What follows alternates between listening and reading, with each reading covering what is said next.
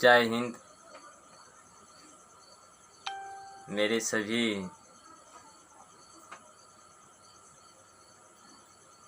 Student एवं competitive examination के जितने भी छात्र एवं छात्राएं हैं और ख़ास करके औद्योगिक प्रशिक्षण संस्थान के अंतर्गत जो प्रशिक्षण ले रहे युवाओं के लिए मैं आज अपने YouTube चैनल दिलीप CITS के माध्यम से पहला चैप्टर भारत का संविधान पर जिक्र करते हुए मैं हल्की सी सुर्खियां आप लोगों को दिखाने जा रहा हूं। मैं आपसे गुजारिश करता हूं कि मेरे बातों को समझिए और समझने का कोशिश कीजिएगा। जितने लिखने और पढ़ने से याददाश्त नहीं रहता है, उतना ही याददाश्त अगर किसी बच्चे को एक टीवी चैनल के सामने रख दिया जाए तो उन्हें उनकी सारी कहानियाँ याद हो जाती है। 3 घंटा का अगर एक सीरियल एक बच्चा देख लेता है तो उसका हर एक पॉइंट वह बता देगा कि फलाने जगह इस समय यह एक्टर इस तरह का काम और एक्शन में काम किया था। तो पढ़ने के साथ साथ समझना और देखना भी ज़रूरी होता है और लिखना तो ज़रूरी बेहद है। तो भारत का संविधान, हम भारत के लोग हैं। भारत के संविधान में भारतीय संविधान का विकास कि सबसे पहले जानना मेरे लिए महत्वपूर्ण है कि आखिर भारतीय संविधान का विकास कैसे हुआ और किस तरह से किया गया, इसे समझिए। मैं 20वीं सदी के युवा हूँ, शिक्षित हूँ और मैं यह जिज्ञासा रखता हूँ कि जो बच्चा हमारे संविधान को नहीं परख पाता है या हमारे संविधान के विषय वस्तु को नहीं समझ पाता है, वह बच्चा शिक्षा लेने के बावजूद भी वह अपने अधिकार, अपने कर्तव्य और अपने मौलिक अधिकार को निभा नहीं पाता है। उनका क्या मूल कर्तव्य है, उनकी क्या प्रस्तावना है, उन्हें सामाजिक परिवेश में कैसे जीना है, लोकतंत्र क्या होता है, गणतंत्र क्या होता है, राजतंत्र क्या होता है, प्रजातंत्र क्या होता है, समाजवादी क्या होता है, धर्मनिरपेक्ष क्या होता है, अखंडता क्या होता है, सारी बातों को जानना हमारे संविधान से ही मिलता जुलता है और उसमें लिखा हुआ है। और संविधान लिखने वाले व्यक्ति डॉक्टर भीमराव अंबेडकर जी ने स्पष्ट हमारे संविधान में सारी चीज़ों का जिज्ञासा कर चुका है। उसी में सारी जिज्ञासा और व्याख्याएं हैं। हम कैसे अपने राष्ट्र के प्रति समर्पित हो, हमारे राष्ट्र में आपदा की घड़ी में हमें कैसे खरा उतरना है, सारी जिज्ञासा उसमें निहित है। तो चलिए साथियों, कंपटीशन के दौर में हम आपके साथ कदम में कदम मिला के आपके हर प्रश्नों का जवाब देने के लिए प्रत्येक दिन आधा घंटा सुर्खियों में रहेंगे। और मेरा चैनल है दिलीप CITS, यानी कि औद्योगिक प्रशिक्षण संस्थान से लेके कम्पिटिटिव के लाइन में, यानी कि प्रत्येक दिन खंड बाय खंड और चैप्टर के हर बिंदु के पहलू पर मैं आपको नज़र रखाऊंगा और आप इसे ध्यानपूर्वक सुनिएगा। तो भारतीय संविधान का विकास का ऐतिहासिक पृष्ठभूमि जो रहा है, शायद आपको याद होगा कि 16वीं शताब्दी के अंत में लंदन के कुछ व्यापारियों ने भारत में व्यापार करने के लिए आया।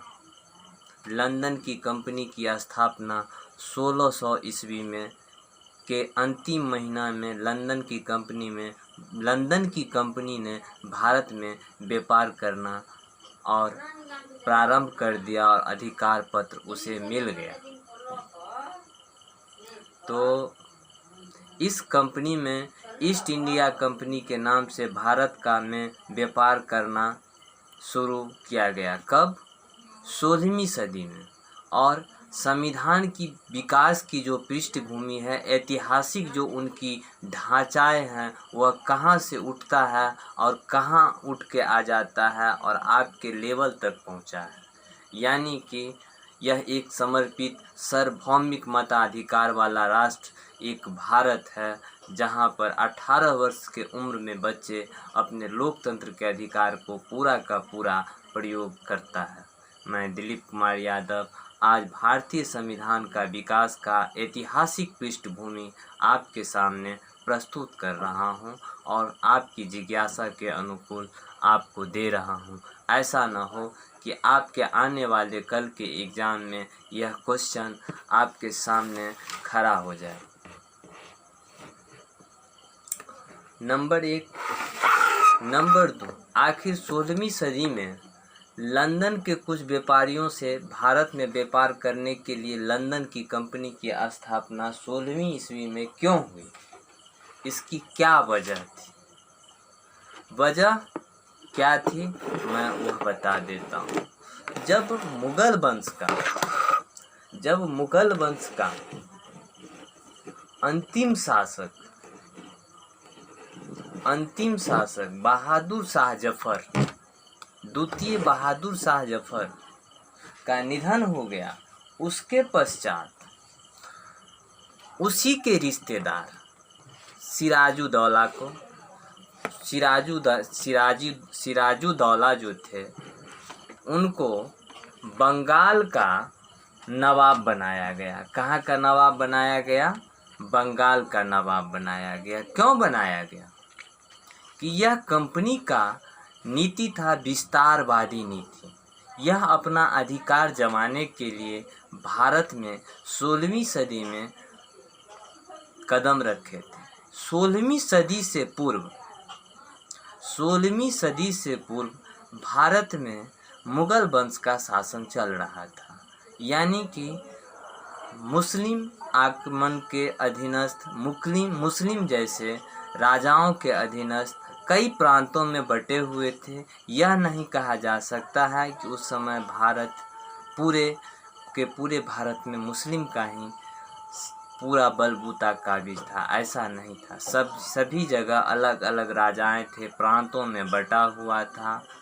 तो इसी तरह मैं आगे जैसे जैसे बढ़ूंगा आपको एक एक प्रश्न का खुलासा करते जाऊंगा और आपको समझाते जाऊंगा और याद करते जाइएगा। मैं टू द पॉइंट आपको नोट करवाता हूं कि 16वीं सदी में यानी कि 1600 ईस्वी में जब लंदन की कंपनी ने भारत में व्यापार करने का अधिकार पत्र ले लिया और उसे मिल गया, तो इस कंपनी ने ईस्ट इंडिया कंपनी के नाम से भारत में व्यापार करना शुरू किया। और 1707 में औरंगजेब के मृत्यु के बाद केंद्रीय प्रशासन की शक्ति, जो प्रांतीय शक्ति था, वह केंद्रीय प्रशासन की शक्ति हीन होने के साथ साथ ईस्ट इंडिया कंपनी ने यहाँ के एक आंतरिक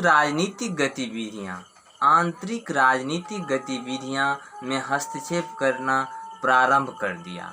और 1757 पलासी के युद्ध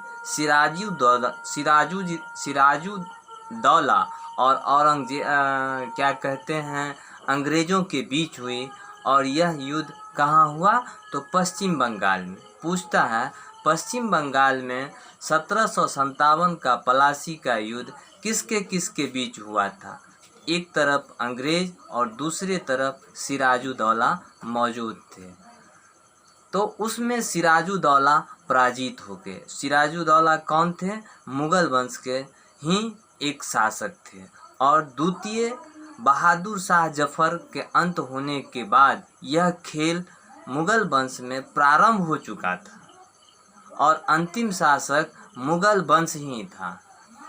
तो पराजित हो जाने के बाद धीरे धीरे जैसे ही 1757 के पलासी के युद्ध में सिराजुद्दौला पराजित हुए, तो पराजित होने के बाद बंगाल पर अधिकार जमा लिया। कौन जमा लिया?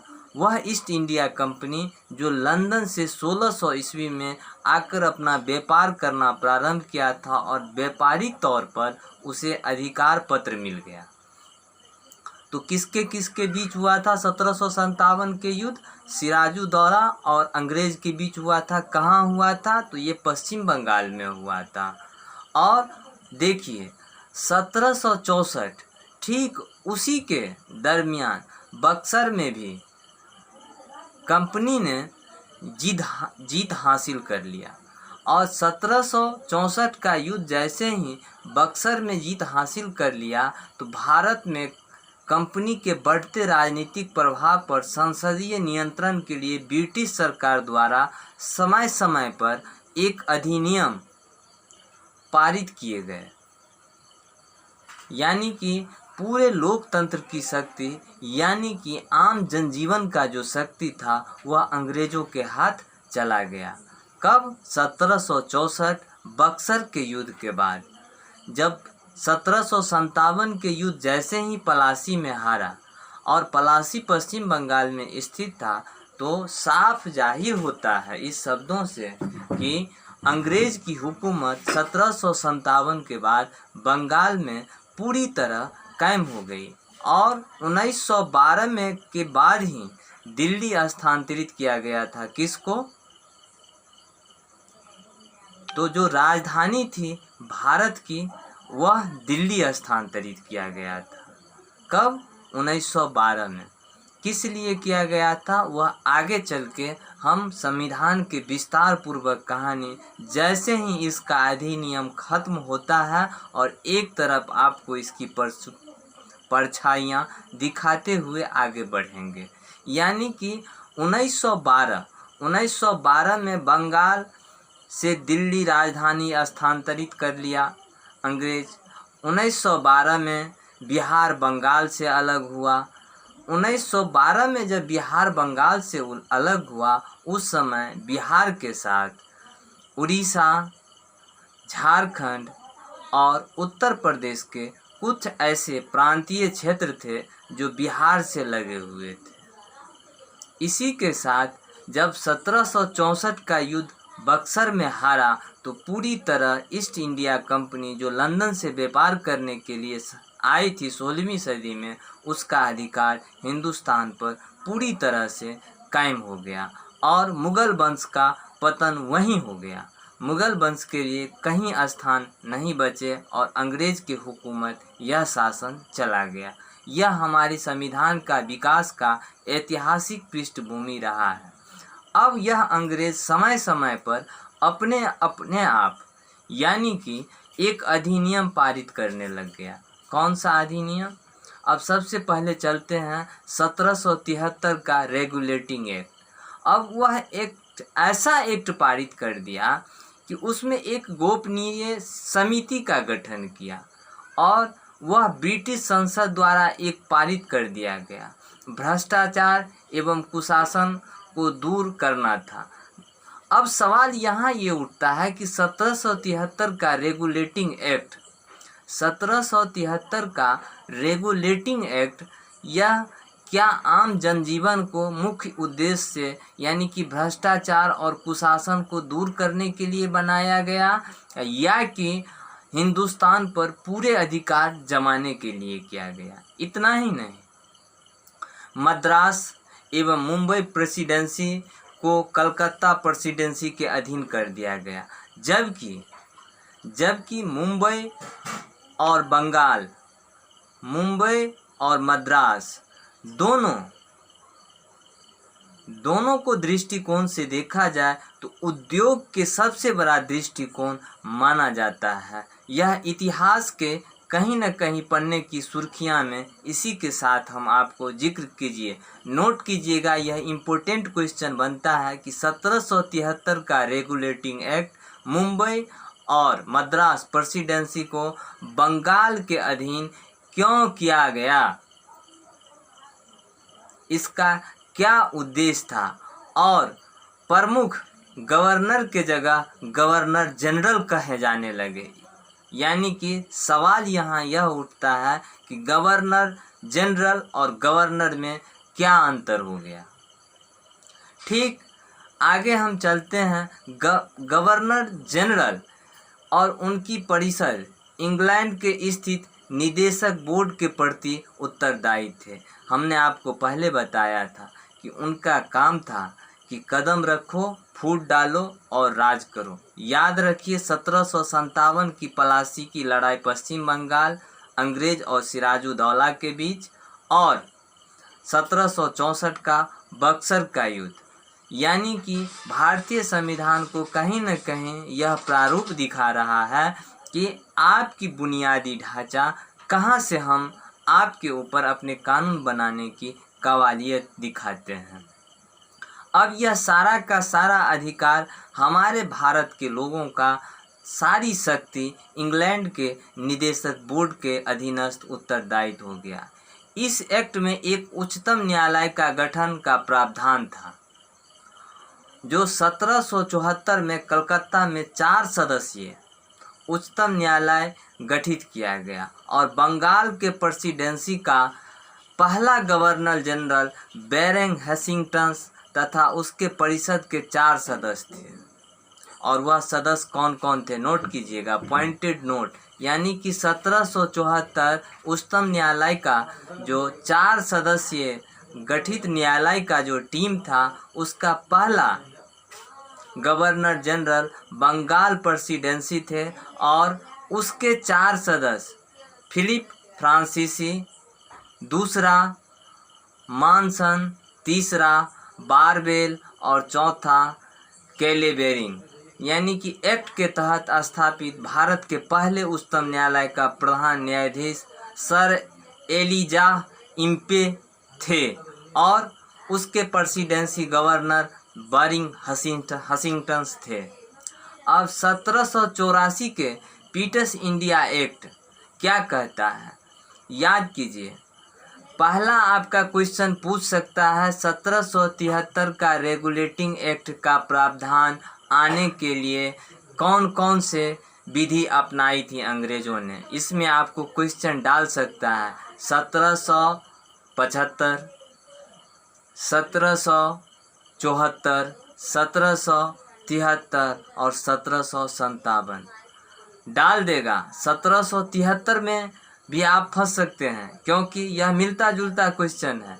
इसीलिए कि जिस तरह से मैंने आपको पूछा हूँ कि ऐतिहासिक पृष्ठभूमि को देखते हुए आप धोखा न खाइएगा, इसके लिए हमेशा याद रहे कि 1707 औरंगजेब के मृत्यु के बाद, यानी कि 16वीं सदी में, यानी कि 1600 ईसा पूर्व में 1600 ईस्वी में जब अंग्रेज ने अपना व्यापार अधिकार पत्र ले लिया, और 1707 में सिराजुद्दौला की मृत्यु के बाद, औरंगजेब के मृत्यु के बाद, जब भारत पर प्रशासन की शक्ति पूरी तरह अंग्रेज की कायम हो गई, और 1782 के युद्ध में सिराजुद्दौला के पराजित के बाद 1700 बक्सर के युद्ध में जब कंपनी ने सारे जीत हासिल कर लिए, तब उन्होंने ससमय पर अपना एक एक्ट पारित करना प्रारंभ कर दिया, और पहला एक्ट हुआ रेगुलेटिंग एक्ट, जिसे 1773 में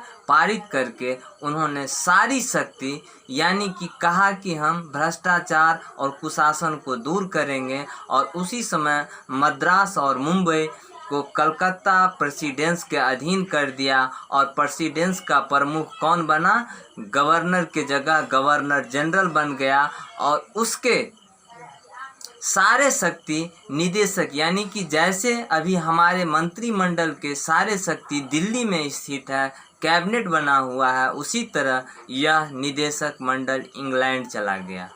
और सारी शक्ति हमारा इंग्लैंड के निदेशक बोर्ड में चली गई और वहाँ के महारानी एलिजाबेथ उस समय थी। अब सवाल यहाँ ये उठता है कि 1774 कहता है, 1773 के रेगुलेटिंग एक्ट के एक श्रृंखला में जुड़ा हुआ है 1774।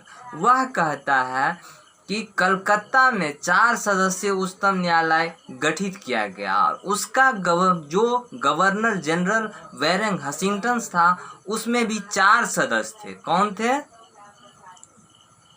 एक आपको फिलिप फ्रांसीसी थे, दूसरा मानसन थे, तीसरा बारीवेल थे और चौथा कैलेवेरिंग थे। यानी कि FMBK याद रखिएगा, FMBK यानी कि F फॉर फिलिप और M फॉर मानसन और B फॉर बारवेल और K फॉर कैलेवेरिंग और उसका गवर्नर जनरल कौन था? वेरिंग हस्टिंग्टन। अब उसके अधीन यह चला गया और एक्ट के तहत स्थापित भारत के पहला उच्चतम न्यायालय। यह क्वेश्चन पूछता है कि एक्ट के तहत स्थापित भारत का पहला उच्चतम न्यायालय कौन सा उच्चतम न्यायालय है और उस उच्चतम न्यायालय का प्रधान न्यायाधीश कौन था? तो सर एलिजा इम्पे थे। कौन थे? सर एलिजा इम्पे थे।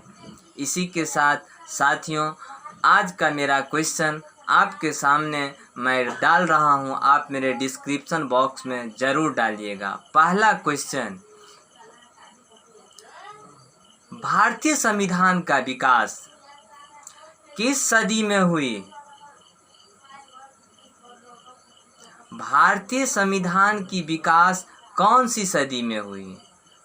दूसरा क्वेश्चन, भारतीय संविधान में लंदन की कंपनी को अधिकार पत्र किस ईस्वी में मिला? तीसरा क्वेश्चन, ईस्ट इंडिया कंपनी ने भारत में अपना अधिकार कब और किसके पराजित के बाद अपना कायम कर लिया? तीसरा नेक्स्ट क्वेश्चन मेरा है, 1757 का पलासी युद्ध का उद्देश्य क्या था? 1764 के बक्सर युद्ध में कौन हारा था? और 1773 रेगुलेटिंग एक्ट का कहना क्या कुशासन और भ्रष्टाचार दूर करना था या अंग्रेज की यह हुकूमत थी कि फूट डालो और राज करो? यानी कि गवर्नर जनरल, गवर्नर के जगह कहे जाने वाला शब्द अगर किसी भी एक्ट में पारित हुआ है तो वह कौन सा एक्ट है? चौथा नेक्स्ट, गवर्नर जनरल के जो बोर्ड थे, निदेशक बोर्ड, यानी कि किसी भी समस्या का निराकरण करने का जो प्रावधान था वह बोर्ड कहाँ था? उस परिषद का बोर्ड कहाँ था और किस जगह स्थापित था और किसके अधीन संचालित था? 1774 के प्रधान न्यायाधीश कौन थे और उस बोर्ड के कितने सदस्य मेंबर थे और उसके प्रेसिडेंसी कौन थे? मैं इसी के साथ आज का लाइव ख़त्म करता हूं। मेरे डिस्क्रिप्शन बॉक्स में डालने का कोशिश ज़रूर कीजिएगा और इसका विस्तार अगर नहीं समझ में आए तो प्रश्नवाचक चिन्ह लगा के आप लिखिएगा, मैं आपको डिस्क्रिप्शन डाल दूंगा वहां पर और आपको एक लिंक दे दूंगा जिसके ज़रिए आप समझ सकते हैं। जय हिंद, जय भारत। और मेरे प्यारे सभी साथियों, कम्पिटिटिव एवं कैट के सभी साथियों से मैं गुजारिश करता हूं कि इस बेल आइकन बटन को दबाना न भूलिएगा और सब्सक्राइब कीजिएगा, अधिक से अधिक मात्रा में शेयर कीजिएगा, क्योंकि मैं कहता हूँ सच्चाई छुपी नहीं है। मैं कहता हूँ सच्चाई छुपी नहीं है। संघर्ष की कड़ी मजबूत होती है लेकिन कमी आप में दिखती है। संघर्ष की कड़ी मजबूत होती है, कमी आप में दिखती है। सोचिए आप अपने आप को, निखारिए आप अपने आप को, मेहनत इतनी खामोशी से कीजिए कि सफलता शोर मचा दे। जय हिंद, जय भारत।